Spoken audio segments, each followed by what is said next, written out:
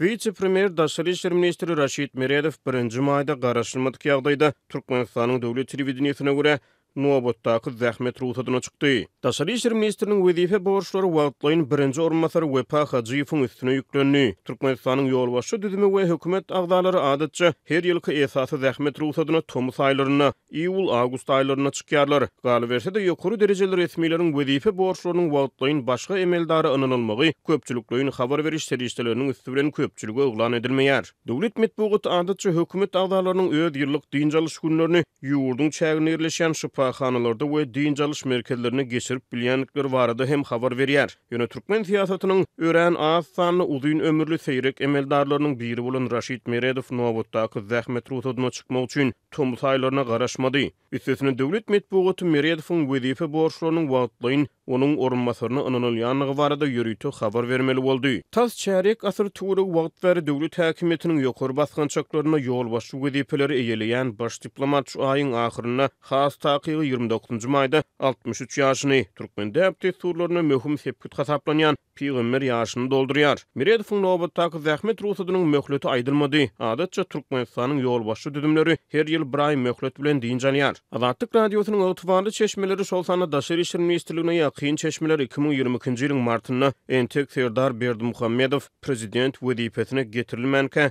Türkmenistanyň Daşary işler ministriniň täzirlemegin uğruna çykylanyny habar beripdiler. Gaty güýçli şahsiýet hasaplanýan we Serdaryň kakasy öňkü prezident Gurbanuly Berdimuhammedowdan has uzak wagtlap häkimetiň iň ýokary derejelerinde işleýän Meredowy Daşary işler ministri ýaly möhüm wezifede saklamak awry meselesini döredip biler. Diýip çeşmämiz şonu gurrun berdi. Raşid Meredow 1999-njy ýylyň maýyna Türkmenistanyň Daşary işler ministriniň 1-nji orunmasary, şol ýylyň dekabryna mejlisiň başlygynyň orunmasary wezifelerine belenildi. Ol 2001-nji ýylyň maýyna ilki mejlisiň başlygy, soňra iýun aýyna Türkmenistanyň Daşary işler ministri wezifelerine belenildi. Türkmenistanyň öňkü prezident Gurbanuly Berdimuhammedowdan has ir döwlet häkimetiniň ýokary baskançaklaryna dürli wezifeleri eýelen Meredow bir döwür hökümet agdalarynyň arasyna Daşary ýurtda bilim alan ýeketäk emeldar hökmüni tanaldy. Ol 1988-nji ýylda Moskwanyň Lomonosov adynaky döwlet universitetiniň hukuk fakultetinden uçurum boldy. Gurbanuly Berdimuhammedow 2022-nji ýylyň martyna 40 ýaşly ogly Serdar Berdimuhammedow prezident wezifesini geçirýän gawatlary, azatlygyň ygtybarly çeşmeleri Berdimuhammedowyň baryp 2021-nji ýylyň güýz aýlaryndan bäri täze Daşary işler ministriniň gözlegine çykanlyklaryny habar berdiler. Ýöne 2022-nji ýylyň 19-njy martyna kasam kabul edip prezident wezifesine girişen Serdar Berdimuhammedow Daşary işler ministrligine kadr çalşygy bilen bagly habarlaryň Azatlyk radiosyna çap edilmeginiň ýa-ni Raşid Meredow täze düzen hökümetine saklap galdy. Munyň ýa-ni Azatlyk radiosynyň ygtybarly çeşmeleri Daşary işler ministrligine kadr çalşygy bilen bagly habarlaryň hut Azatlyk radiosyna aýan edilmegi zerarly